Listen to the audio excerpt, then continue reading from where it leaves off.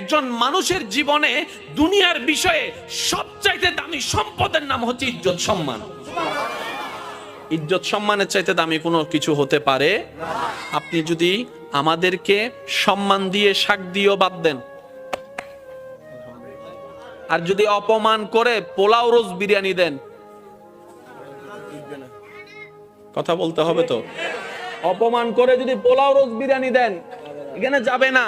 আর যদি সম্মান দিয়ে একটু শাক দিয়ে লবণ দিয়ে বাদ দেন, ভাই আপনার জন্য অনেক মেহমানদারি করার ইচ্ছা ছিল কিন্তু আমার তো তৌফিক নেই, একটু ভাত আর লবণ, আপনি খুশি মনে খাইতে পারবেন, কারণ সেখানে আপনি সম্মান দেখেছেন, সেখানে আপনি ভালোবাসা দেখেছেন। সুবহানাল্লাহ।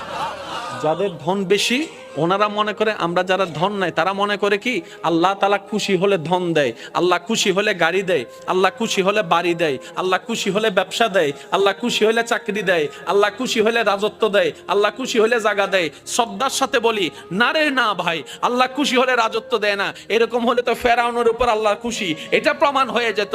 আল্লাহ খুশি হলে রাজত্ব দেয় না। আল্লাহ খুশি হলে, খুশি হওয়ার নিদর্শন টাকা নয়, বাড়ি নয়, গাড়ি নয়।